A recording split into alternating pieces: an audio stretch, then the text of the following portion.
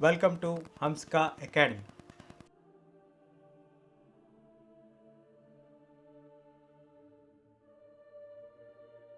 Welcome to Hamska Academy. Hunger, hardship, and popular revolt. In 1830s, it was a year in 1830s where great economic hardships were rising up in Europe. The first half of the 19th century has seen enormous increase in the population. So in 1830s, it was a time when Europe is been experiencing great economic hardships. It was at the time when the population started to grow, increase a lot. In most of the countries, there were more number of job seekers than employment, which means the number of people ready to work are more than the number of jobs available, which is a very tough time and high state of unemployment. Similarly, the population started to migrate from the rural areas to urban areas, and it resulted in the overcrowding of slums. When we migrate from rural areas to urban areas, we don't have that much money to live in comfortable areas. So they go to the areas which are available at less rent. That areas are slums. So they started to become overcrowded, which means there is a huge migration happening from rural areas to urban areas. Food shortages, widespread unemployment brought the population of Paris out on the roads. Because of food shortage, unemployment, the problems which people are facing made them to come onto the streets, out onto the roads of city of Paris. So, looking at this outrage of the public, the revolution of the public, the National Assembly proclaimed that it is going to turn into republic, and they granted universal adult franchise for all men who are above 21 years of age, and granted right to work because they are having heights of unemployment. In order to sort this problem, they started to give them right to work promise. They are changing the monarchic form of government into republic form so that people can have their say in administration. So these are few changes, few problems which made people to come out of their houses to the streets of Paris, and that brought change in the policies after 1830 revolt. Earlier in 1845, the weavers in Celsia had led a revolt against the contractors.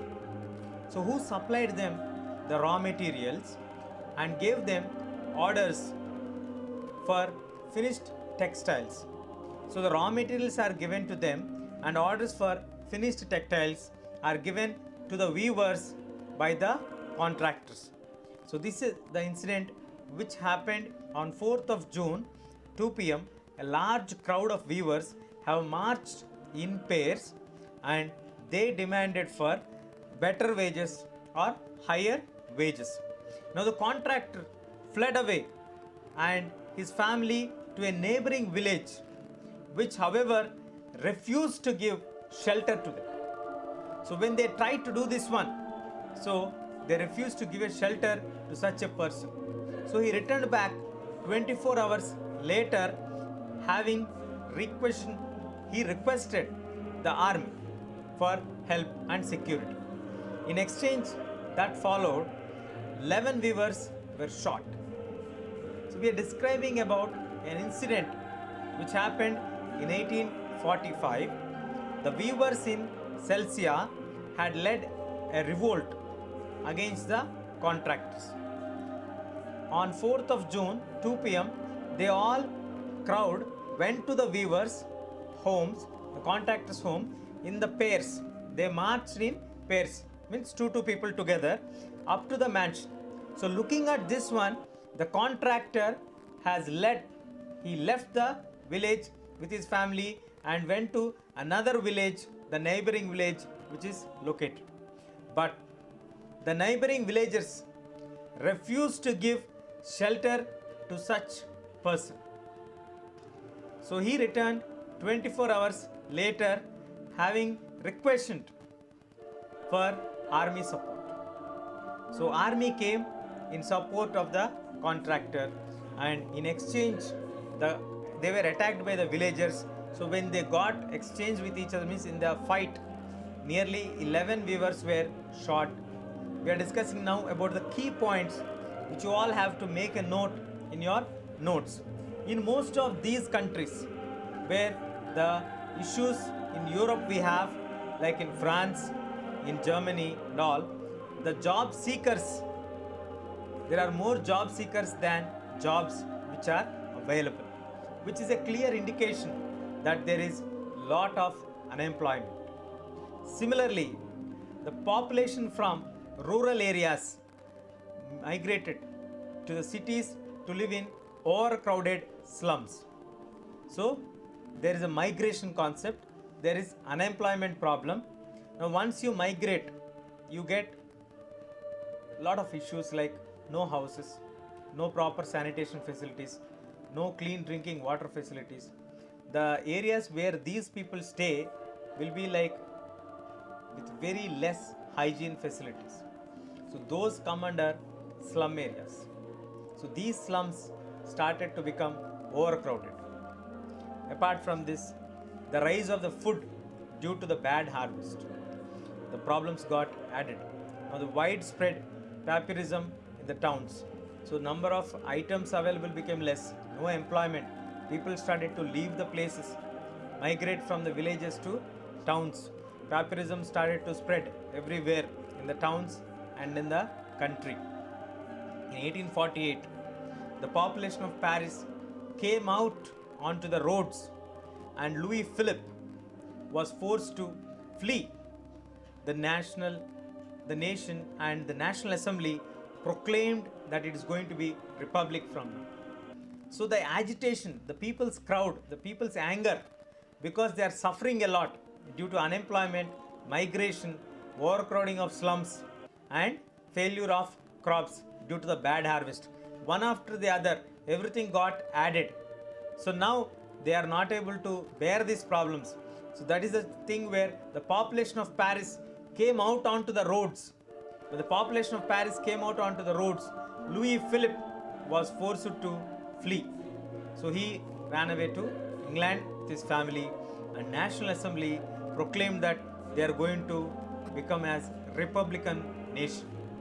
So in 1845, the weavers in Silesia led a revolt against the contractors, the backdrop of the same situation.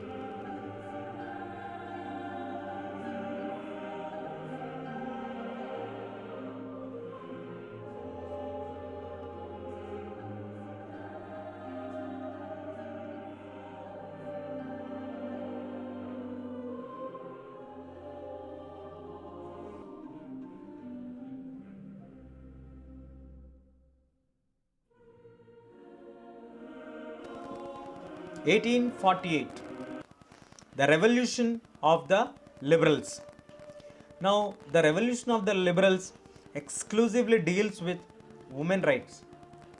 Extending of political rights to women has become a controversial one within the liberal movement, because even for men who are non-propertied do not have any political rights. They are only passive voters. So giving active votership or political rights to women within the liberals, it has created some kind of controversy. How can we accept this? Because we are talking about a situation in 1848. During that period, giving political rights to women is unimaginable, or it can be utopian vision of that particular point of time, because even men without property don't have votes, right to vote, etc. So giving women political rights was a big controversy. So women started to form their own political associations. They started to publish articles, founded newspapers, and take part in political meetings and demonstrations. So women started to form their own political associations because the men are not giving them votes. They started to make their own political groups. They started their own newspapers and started to take active part in political meetings and demonstrations. So women were admitted only as observers in the parliament. They are not permitted to sit. They are only permitted to observe by standing in the visitors gallery. They were not given any kind of permission to sit or take active part in the meeting or in the discussions or in the debates. You are just a visitor, you go there, observe that and come outside. That's why they are calling them as observers. They are not giving any kind of rights to them. So we need to remember here that in 1848, women were not given right to vote. So in order to overcome this one, women started to form their own political associations, started own newspapers, started to participate in the political meetings and started showing their anger through demonstrations. So monarchs now slowly started to realize that if men and women are not given the political rights or not given the freedom to them, if we keep them only as observers, there will be cycles of revolutions happening. The entire revolution cycle will again begin. So in order to stop that, we need to grant certain amount of concessions to the liberal nationalist revolutionaries. We need to grant certain amount of concessions, certain amount of inclusion has to be done.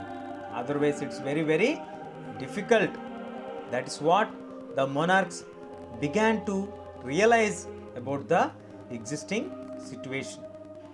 For 1848 revolution and the liberals. So the revolutions which are led by the liberals. The revolution was led by whom? The educated middle classes who combined their demands.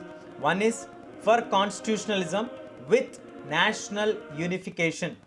They want a constitution, they want a parliamentary setup, the powers of the monarch to be subjected to the parliament. That is called constitutionalism. At the same time, they were demanding for the unification of the nation. They want all the same language spoken people or one language spoken people to be as one nation, one cultural identity people as one nation. So that is unification process. The Frankfurt Parliament in 1848, 18th May 1848, members of the political associations elected 831 representatives. So on 18th of May 1848, 831 representatives took part in the Frankfurt Parliament session when it was convened in the Church St. Paul's,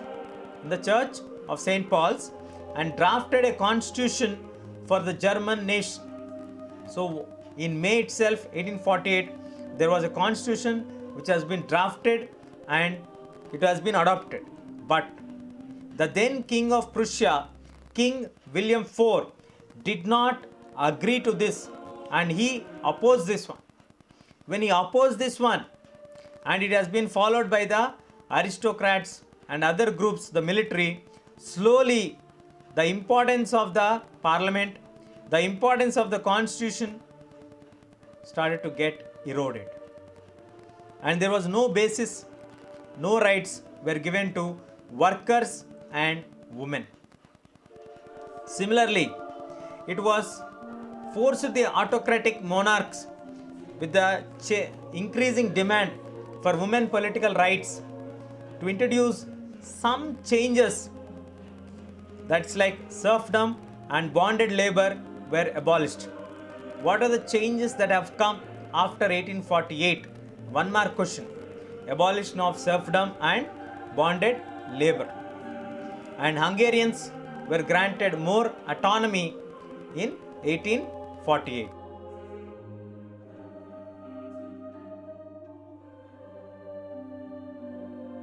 The making of Germany and Italy. Can army be the architect of the nation? Can army be the architect of a nation? After 1848, nationalism in Europe moved from its associations with democracy and revolution. So, nationalism in Europe moved away from its links with democracy and revolution. So, in order to gain nationalism and to have a democratic setup, generally they get into revolution mode. But here it has moved away from there. This came to be observed in the process by which Germany and Italy came to be unified as nation states. So this point can be observed in the unification process of Germany and Italy. So how did the unification process of Germany and Italy happen? First, let us look at German unification and see who has played an active role. How did they unite the nation? And then we will discuss about Italy. So let us see here, the nationalist feelings were widespread among the middle class Germans. So the nationalist sentiments or the feelings were widespread among the middle class Germans. So this liberal initiative to nation building was, however, repressed, which means suppressed by the combined forces of the monarchy. Combined forces of monarchy and the military. Now, supported by large landlord owners of Prussia. So the king, military, landlord owners have suppressed the middle class people's nationalism, widespread emotion, feeling. Then Prussia took on the leadership of the movement. Then how did Germany become united? It is the Prussia who took the leadership. So it has taken nearly 7 years, and in this process 3 wars were fought with Austria, Denmark and France, and finally Prussia completed the process of unification. Now you need to know here, there was no revolution which happened. There was no movement which came up that for the unification. Whatever movements have come up, that are been suppressed. But Otto von Bismarck, the then Prime Minister of Prussia, took the ownership and he increased the army. He increased the army from 20,000 to 60,000.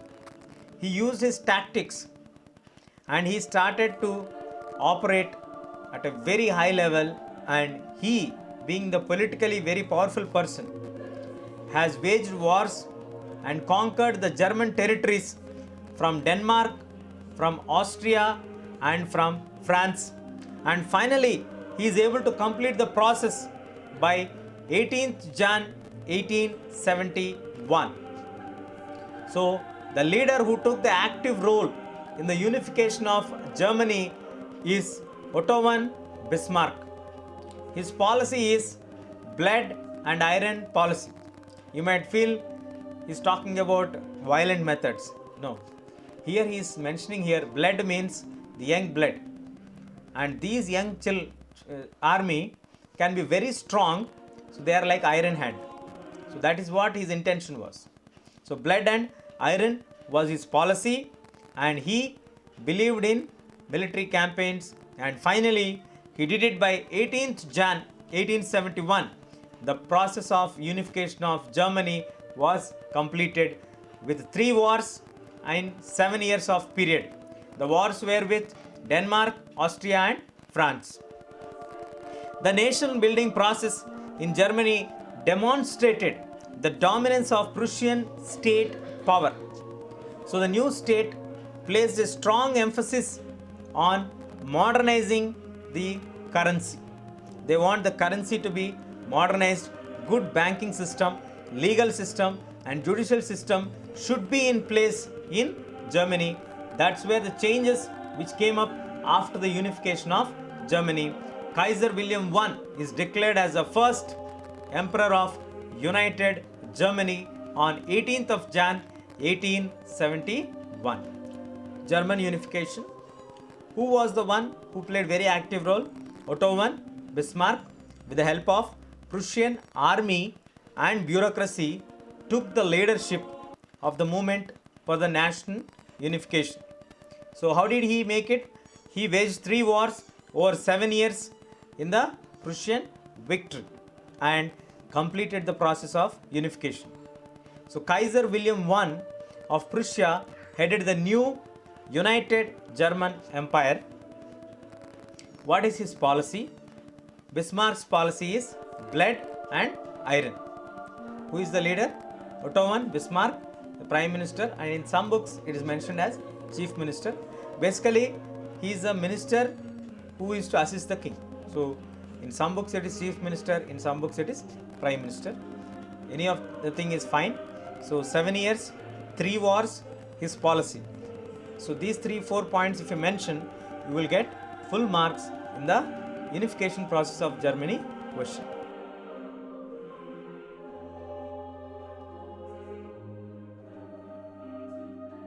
Italian unification or Italy unification.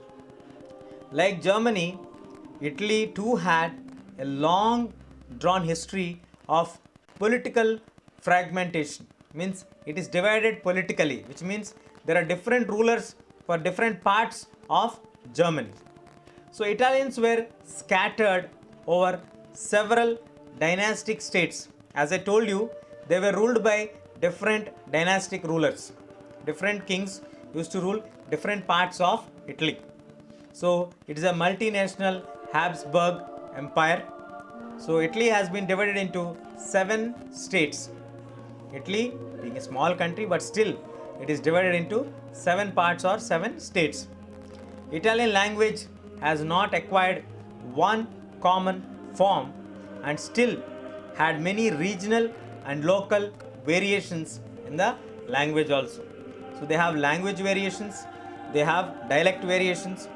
Giuseppe Mazzini, as we studied the revolutionary, has sought to put together a coherent program for a unitary Italian republic or unified Italian republic. He was the first one who had this vision for the unification of Italy. So he started a Young Italy movement for the dissemination of his goals. He wanted to make it reach to the youth, large number of young people. He believed that young people can bring greater changes. So he started the Young Italy movement. He failed in bringing up a revolutionary which was uprising both in 1831 and 1848, meant that the mantle now fell on to Sardinia Piedmont under its ruler King Victor Emmanuel II. The revolutions failed in 1831 and in 1848. Now the responsibility of the unification fell into the hands of Sardinia Piedmont ruler, that is King Victor Emmanuel II, to unify the Italian states through war. So I think it's not mentioned here. Count de Cavour was the minister under Victor Emmanuel II who did most of the negotiation part for Italian unification. He is very good in negotiation with other countries. Italy offered them the possibility of economic development and political dominance. So it was neither a revolutionary nor a democrat. Sir, can we call Italy as a revolutionary country? No. Is it a democratic country? No. It is just a fragmented country. Italian population, among whom rates of illiteracy were very high, and remained blissfully unaware of liberal nationalist ideology. Blissfully unaware means even the movements are happening across the European nations, they are not at all aware that there is such kind of movement which is happening. There is such kind of movement for which people are fighting. They are not aware and they used to live their life happily. Those people remained blissfully unaware. So this process of unification of Italy was struck there after the revolts. Now who should take the initiative here? Italian unification notes points. Italy was divided into 7 states, out of which only the Sardinia and the Piedmont were the states or the regions which are ruled by Italian prince. It is only the Sardinia Piedmont kingdom which was ruled by the Italian prince. Initially, a unification program was initiated by Giuseppe Mazzini, but it failed. Chief Minister Cavour led the movement with the help of Giuseppe Garibaldi. So we can say the main members who were there in the process of unification of Italy are Giuseppe Mazzini, who raised and started the momentum, Chief Minister Cavour, and Chief Minister Cavour has done 70% of the work, unification process, and the rest of the 30% southern states were brought under control through revolution by Giuseppe Garibaldi. He is also known as Red Shirts movement leader. So he brought southern Italy into the control, and finally in 1871 Victor Emmanuel II was proclaimed as the United Italy King. So that's how the process of Italian unification was complete.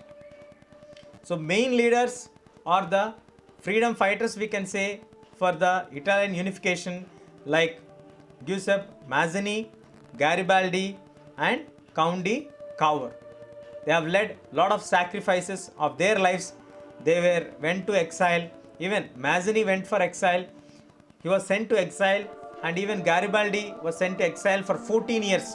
There he had worked as he did many odd jobs to survive. He did smallest of the small jobs like candle making, working in bakery shops in order to survive.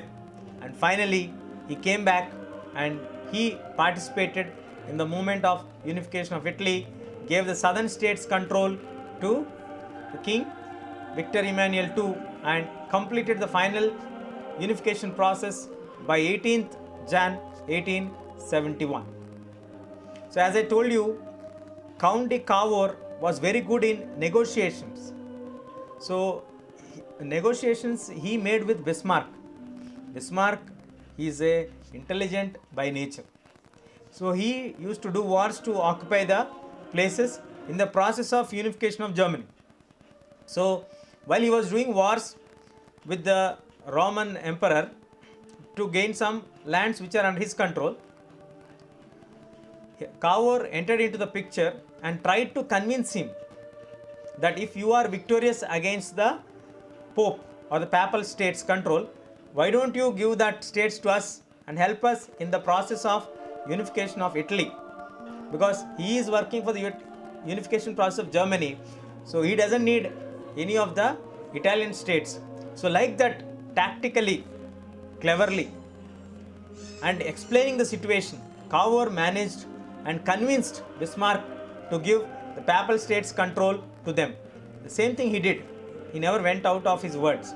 So he did it as per the promise, and like that the unification of Italy was completed parallelly with unification of Germany.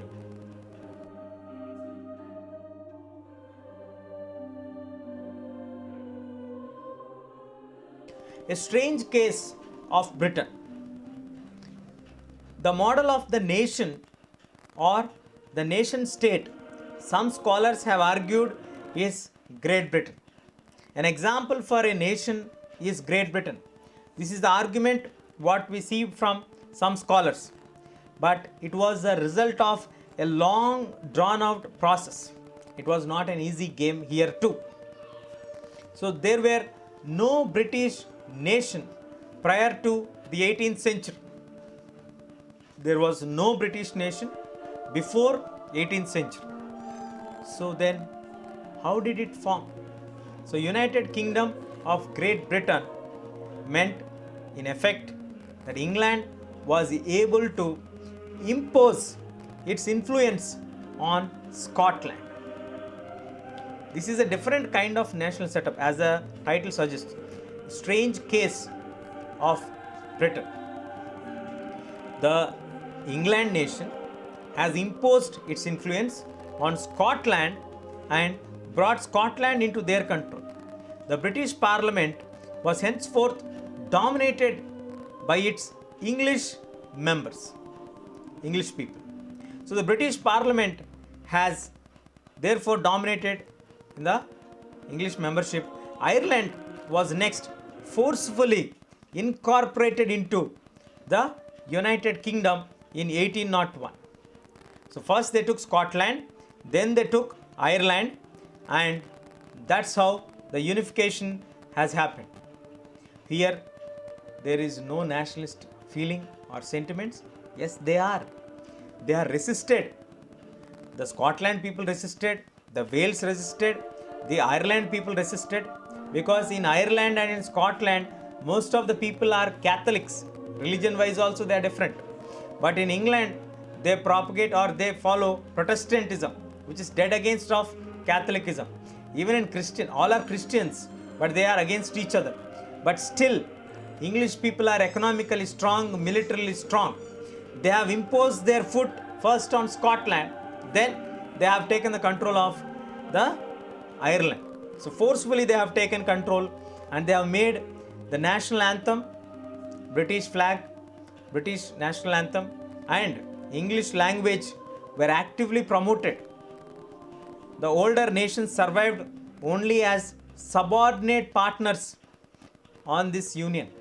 It is only the English which is famous. English language, English flag, English anthem. Other nations like Scotland. In 1688, English established as a nation state. So the English Parliament took over the control of monarchy.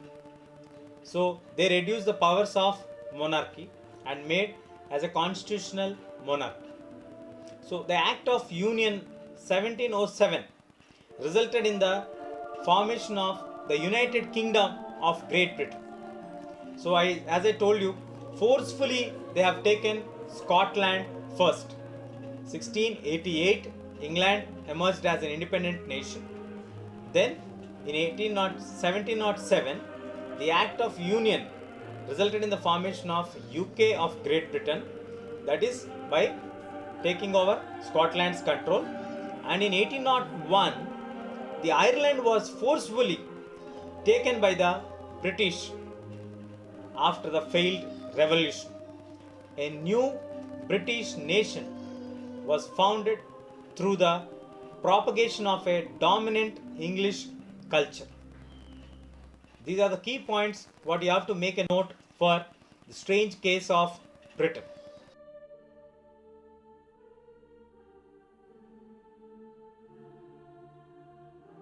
Visualization or visualizing the nation.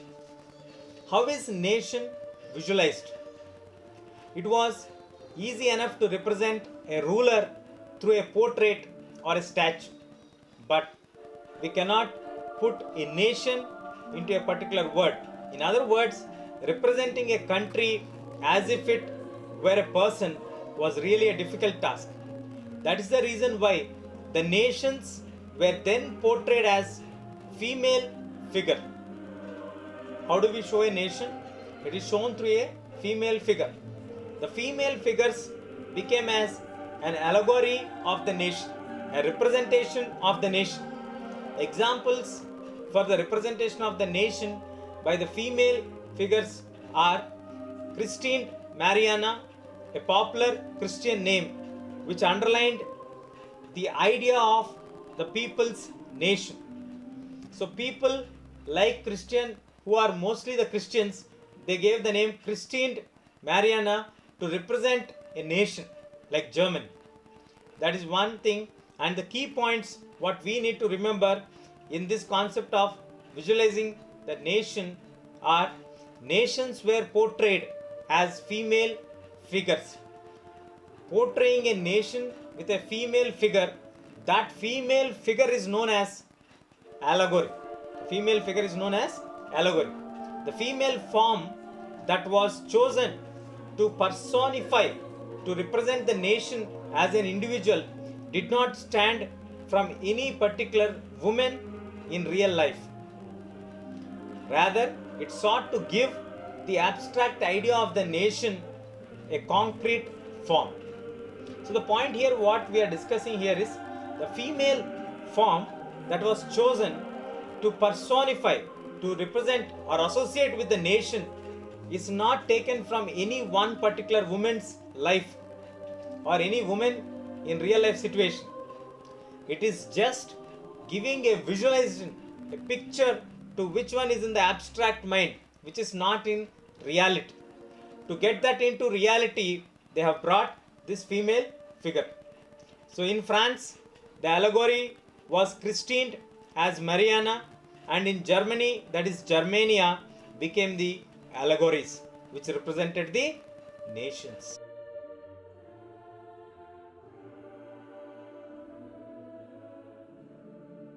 Nationalism and imperialism.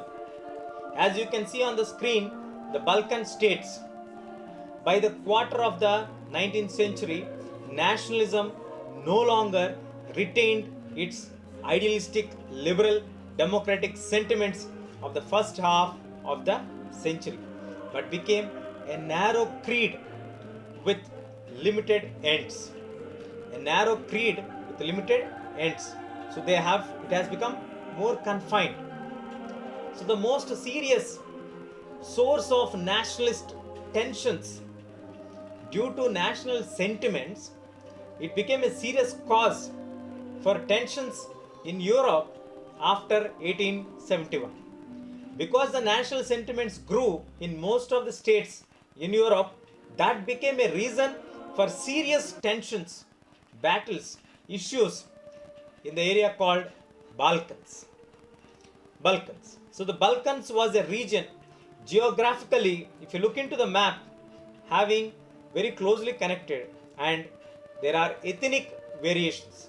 There are different sets of people living together in the Balkan region.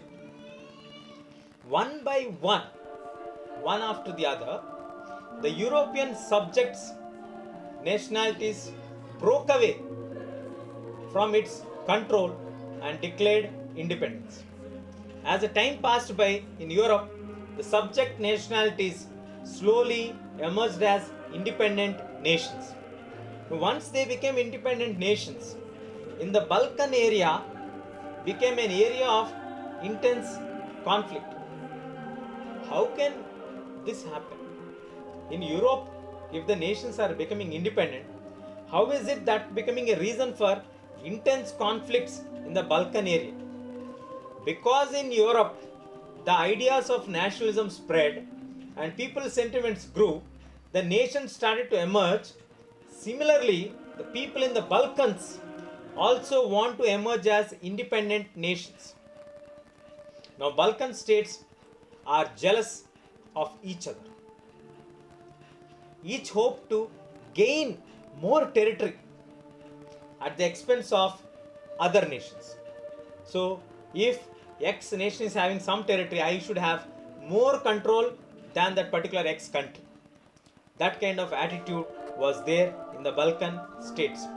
Even if they are ready to defeat this particular country, or if necessary, we have to take over this country but take the control.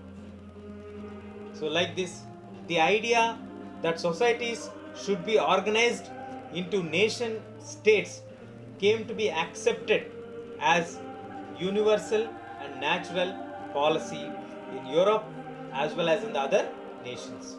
So the sentiments were respect. Nationalism and imperialism. Notes point.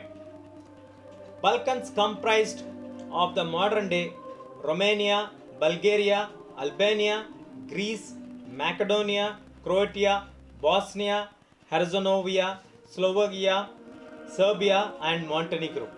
So Balkans were a region of geographical and ethnic variations which were under the control of Ottoman Empire. So Balkans were under the control of Ottoman Empire. Now the idea of romantic nationalism was made this region very explosive. Very explosive. How? Because the Balkan states were fiercely jealous of each other. They want to take control over each other. They hope to gain more territories into their control at the expense of each other. They are ready to fight wars, lose their own people. But we need to fight wars and win the battles. This is the attitude of Balkans. So the European powers were also looking for extending their control beyond Europe and into the Balkan states. And here the Balkan states are always in this jealousy feeling. They want to gain control over each other. So this gave the way for a series of wars between the Balkans and the European powers. Or to gain control over the Balkans, the European powers also fought. And that led to First World War. Chapter, The Rise of Nationalism in Europe. We learned about the French Revolution, the idea of a nation. Then we discussed about the Napoleonic Code, the making of nationalism, aristocracy and the new middle class, liberal nationalism, new conservative order, Treaty of Vienna 1815, nationalism and imperialism. So in this chapter, we basically have questions in the previous board papers like French Revolution, the ideas, the steps taken for creating the sense of collective identity. 3 marks question, Napoleonic Code. Then, how was the unification of Germany or Italy? 5 marks question. Then, what is the policy adopted or the strategies adopted in 1815, the Congress of Vienna Summit? Then, what are the changes that have come after 1830 and 48 revolts? And the last one, how did the Balkan states become the reason for World War I? So there are compulsory, we will have an essay and 2 3 marks questions from this particular chapter. And now we have MCQs also introduced by the board, so you may get 3 to 4 MCQs from here. So please go through the videos properly, make your own notes, become the master of the concept, and try to get 100 out of 100 in your board examinations. I wish you all the best. Thank you. Please consider subscription. Please share it with your friends. Discuss the points. If you need extra information, please do comment below and let us know. Wherever you need, we are ready to help. See, every year there are more than 1 million students attending for the CBSE board examinations. Out of that, if you want to be a successful person, good percentage, good percentile, you need to score very well. And social can be your secret weapon. If you are confident in social, automatically your percentile will increase. So I wish you all the very best. Keep a target and try to achieve it. Then only you will be able to achieve your targets.